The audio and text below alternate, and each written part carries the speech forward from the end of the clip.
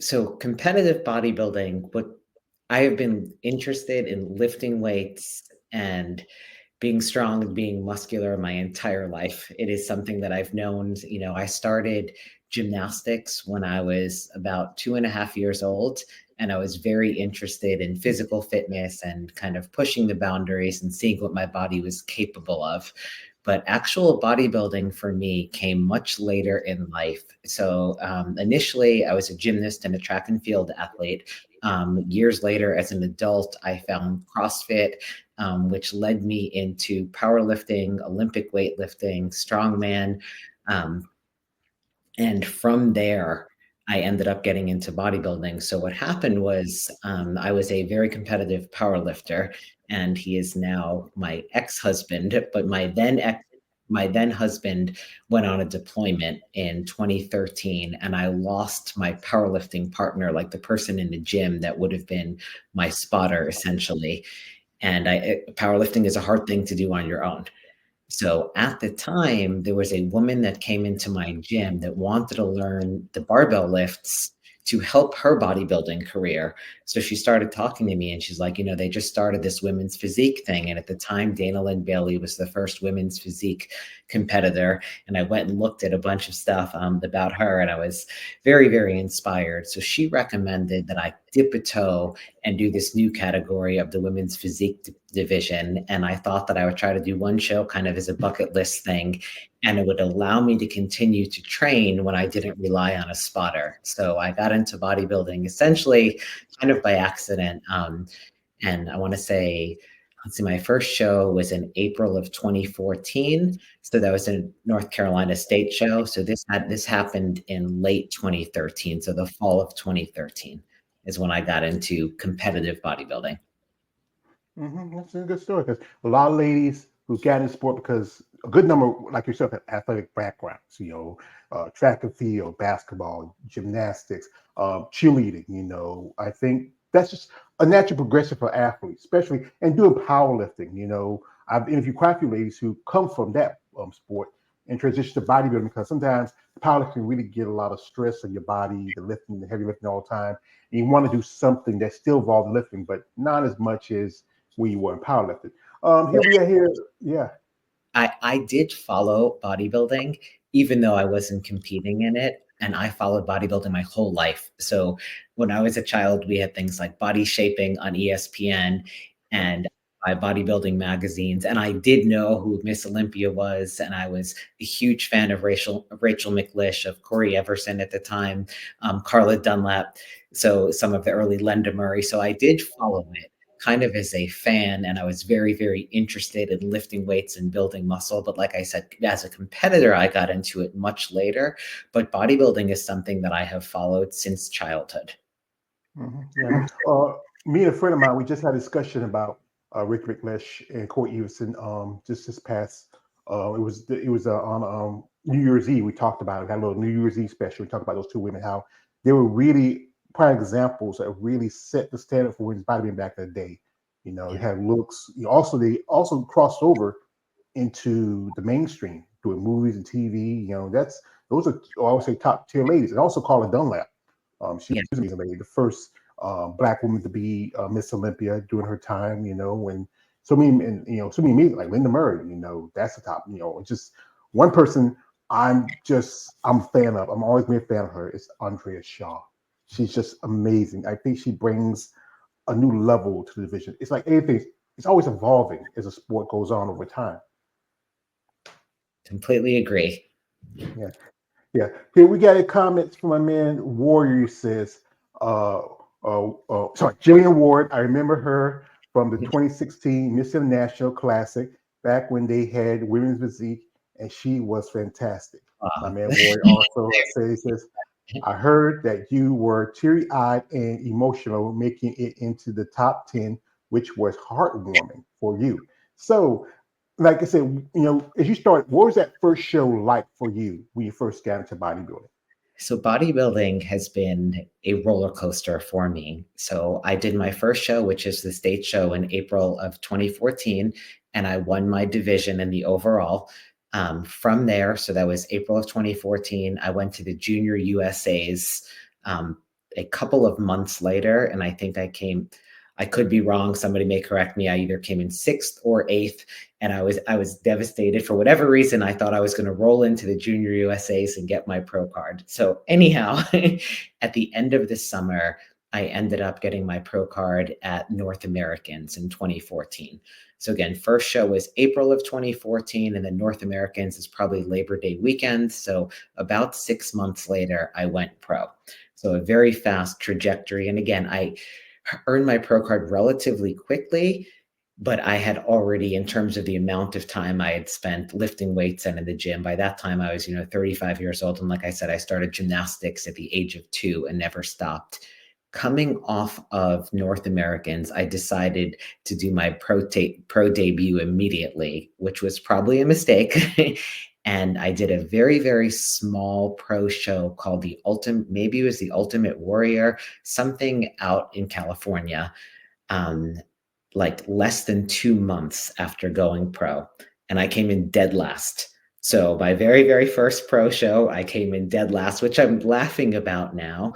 And it was such a valuable experience. And I had a really, really great time in it. Like I can't say it even without laughing. So coming last at my pro show, 2015, did not compete again for a while after that, went back to the time that I spent during bodybuilding. It's fair to say that I did not compete in bodybuilding alone. So even when I entered bodybuilding, I was still competing in powerlifting, Olympic weightlifting, and strongman during those years. So the 2015 season, I did not compete in bodybuilding at all and wasn't sure that I would compete again or would not compete again, as it was not necessarily my primary sport. And remember, I had just come in last place. But they announced for 2016 that they were going to take 50 women at the Arnold 50 Pros to compete in women's physique. And I said, here's an opportunity. And I remember there was an application of some sort. I want to say there was an application. It was not qualification at the time. And I decided if I got accepted into the Arnold, that I was going to compete at the Arnold. So I got accepted to compete at the 2016 Arnold. And that was my next pro show after having come in last place at the one before it. So to place in the top 10 and make it to finals, which the comment that we just got before absolutely blew my mind. I mean, it was one of the best experiences of my life. So I came in sixth place at the 2016 Arnold. And from there, I was back in bodybuilding. That's pretty good. I know a lot of competitors who they initially want to hit the ground running when they get into bodybuilding. And especially your brand new competitor, you want to test see how you do against some of the more established competitors. But then most will take like a year or two off because they want to make those gains. Because like I said, it's a tough sport, and you have to compete with some competitors that are competing for years and who are like top level competitors. And it's a sport that has always eluded me in this sense that, I could come off a great placing. I came off the 2016 Arnold on such a high, having placed sixth. And I'm like, I'm going to get an Olympia qualification this year. And coming off the Arnold, I competed in a couple of other pro shows in the same year. Did fairly well, top 10 in them, but never got an Olympia qualification. And to me, what was so challenging about that sport was I had come from sports that were, very, very objective, where it's like, this is what you need to win. If you are going to lift at a powerlifting meet, you need to squat 500, 400 pounds to win, or you need to do this. Or if you're in a track meet, this is the time that you need to run your 400-meter hurdles. And bodybuilding was so different for me. And that's something that I've always wrestled with. And I think my early years of bodybuilding versus the comeback that I made this past fall was that there was an amount of me that was like, what are the judges looking for? What do I need? What is a package that the judges want to see? And over time, I think what I've gotten to with my comeback this past year is recognizing that I cannot be concerned about it. And my shift in focus is, what is going to make me proud? What do I want to bring to the stage? And how I feel about it now is so much less related to the placing. I'm never going to be a top bodybuilder. And that is something I'm not going to say it was never a dream of mine at this point in life. It's not. And the reason why is that if you are going to be the best at the world in something, that needs to 100% be your priority. For me, at this point in life where I am now, that is not my top priority. But there was a time that it was. But again, the real shift for me is coming from recognizing that it is such a subjective sport. And the only thing that I can control is what I bring. And I need to stop looking at what I think other people expect of me. Yeah, I'd say I agree because you know what? Everybody has a different look. Not everybody's going to be the Danley Baileys or this or that competitor. Not everybody's going to always have the standard. I mean, it's like I said, it has evolved over time. You look at Yep. the women now to the women back then, to the Rachel Relations, the Corey Eversons, you know. And one thing I think the big thing is, I think if you heard the new football thing coming up, you know, I gotta. I'm on the fence on that. I'm really no. I'm not on the fence. I'm off the fence. I'm over the fence. I just, you know, I think the problem is that when you have an issue with something, instead of trying to slap something on top of it, it's better to solve the problems within and fix them. So, you know, it's tough. Oh, we have here some people coming again. We have my man here. Shout out to my man, Balls Deep. You know, shout out to him. He says, Merry New Year. Thank you, brother. He says, also, he says, he says, good afternoon, gorgeous. He is a fan. Also, he says this. He says, peace and blessings to the chat. Thank you, brother. Also, he says, smash that like button. I appreciate that.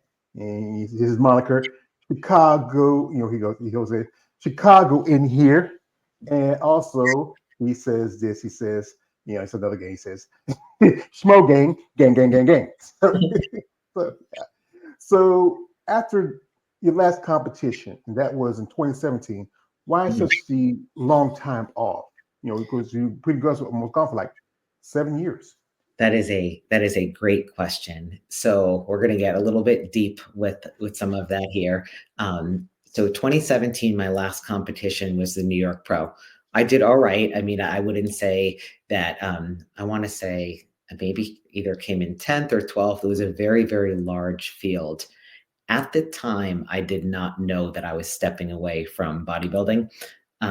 So my personal life, I mentioned an ex-husband earlier, was kind of in shambles at the time. And I realized that I was finding an outlet in bodybuilding, in other sports, in order to run away from my life. So I wasn't necessarily in a healthy place. I was, you know, bodybuilding means something, it has different meanings to all of us. And I was kind of at the time looking to it to not deal with other things in life. So at the time, I owned and operated a gym in Eastern North Carolina, which was a CrossFit affiliate and a black iron gym. So we taught lifting, powerlifting, Olympic lifting. And I wasn't focused on that the way that I should be. And I was certainly not focused on addressing some of the issues in my personal life. So the 2017 New York Pro, I was just before my 40th birthday. So it was a couple of months before. And in the 2 years leading up to that, I kind of went on a tear of competing in a ridiculous amount of things. Like I said, spanning sports in the 2016, 2017 era, I was competing in 5 different sports simultaneously. I set the world record for push-ups in late 2016. And I really need to take a step back and say, what am I doing? I have a marriage that's crumbling and falling apart, that's not in a good place. I am not being who I want to be in my business. And after the New York Pro, I decided to take a step back and deal with the things kind of in my personal life. And for a while, bodybuilding was not a priority. And I did not, like I said, at the time, I didn't know that a few months or a year was going to turn into the next 7 years. But I knew there were other things that I wanted to get whole and get in order. And that's kind of that's what I worked on. And there were tons of changes in my life at that time. I went through a divorce. I ended up selling my gym. I met the man of my dreams and we started a life together. I moved to Vermont. He got orders to Norwich University as the professor of naval science and the commanding officer of the Naval ROTC. We moved up to, rural Vermont. COVID happened.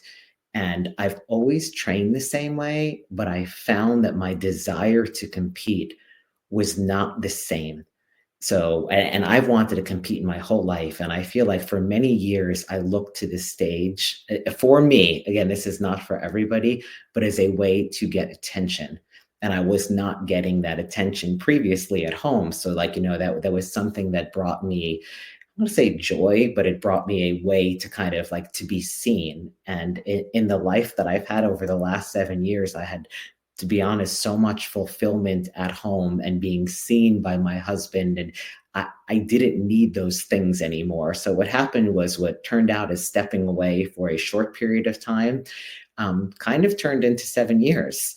And I'm not sure that I realized that I could compete in a healthy way. So I would say that my relationship with competition was somewhat unhealthy.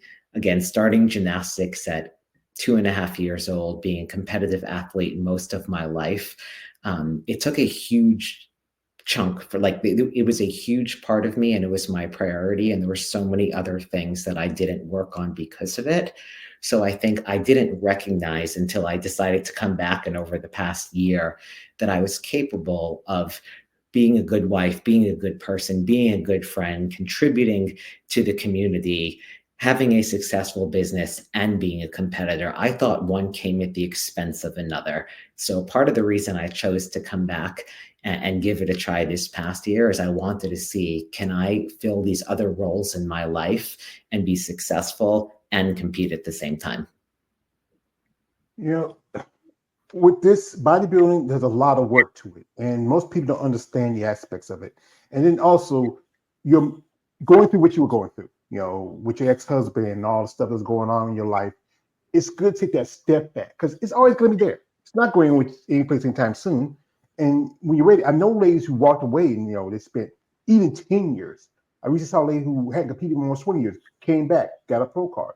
I know ladies who a lady who I'm a friend of, her name is Melanie Horton. Melanie competed also. She was also at the Almost Classic years ago. She actually earned a pro card as a women's bodybuilder in the 90s, made a debut at the 99 Miss Olympia, then stepped back, had her kids, got married, and then she came back to compete. And she's a great lady. I mean, especially for a woman for her age, still have passion for bodybuilding. Here we have a comment from a man, Warrior 2000, South to Warrior. He says, I wish Gillian would come back and compete on the Miss Olympia stage this year. Maybe we might get her to. Also, he said Gillian is a classy lady, like her style. See, I'm telling you, Gillian, when I get a girl in here, especially a new girl, these guys get excited. It's like so. So after that time, you said you married your husband. What's your husband's name and how long y'all been together? Scott Conway, going a little over 6 years. Mhm. And he was in the service, like say he was Navy commander? Marine Corps. So Marine Corps? Colonel. Well, Yeah, Colonel. we just Well, hired, so we are having another adjustment. We moved back to North Carolina, but I do want to come back to the bodybuilding. Just one more thing to add about what I was previously saying. In bodybuilding, for me, part of the reason that I left it was that I allowed the result of my placing to kind of to determine my self-worth, and I knew that wasn't good for me. So what was happening is if I didn't place well, I did not that defined the entire experience for me, not realizing of all of the months and years of hard work that I put in. But if I did not get the placing I wanted, it just all felt like it was for nothing. So I knew that in order to come back, I had to work on shaping that completely differently this time and have it be completely process oriented and about the journey and the work and not about the result. But that was my little ramble. We could go back to to the other stuff. that's all right. Like I said, this is about you and your story, and and like I said, so much that's involved in bodybuilding. Like doing this content, I get to learn stuff when I get to talk to you ladies. Everybody has a different path how to get to it, and I think most especially they feel like the weight, the gyms, the working out, the training is something that helps when they're going through times of peril or burdens. It's just someplace to go and use that weight to work that out. I think everybody has whatever issue they have they went through, and then sometimes they come back around to the sport when they feel they're ready. It's a process, and once you figure out understand the process, it's just anybody. So, folks, While we got here, the lovely, and also to your husband, I want to say to him, I don't say thank you for your service. I say, as a citizen, I appreciate the sacrifice he had made for this country. You know, that's a sacrifice that when they serve our country. I have, my niece and my nephew were in the army, and anybody who serves our U.S. military, you're not. Thank yous are never enough, and you are making sacrifice not only your life and your time and your freedoms for us. So thank you is never enough. And that actually brings me to another point about that is when you are married to somebody in the military, you often move, and bodybuilding is something that you could take with you wherever you go. Like if you, let's say you're powerlifting or something else and you have a military move, you may lose your gym partners. Like to me, I am just going to have full disclosure here. Yes, I am married to a retired Marine. My ex-husband is also a retired Marine. So I have been around military life for a long time. But one of the appeals of bodybuilding, like I said, is it's something that you could take with you wherever you go. And there's so many changing things as a military spouse. You're going to change jobs and you're going to change friends and you're going to change everything about your environment. And I thought that bodybuilding was a beautiful thing in the sense that it just goes where you go. Mm-hmm. So you love jarheads. Yes, you could say that. Yeah, yeah. Yeah. So, folks, while we got her here, we're going to, if you want to follow her links are the description of this live stream. She's on YouTube.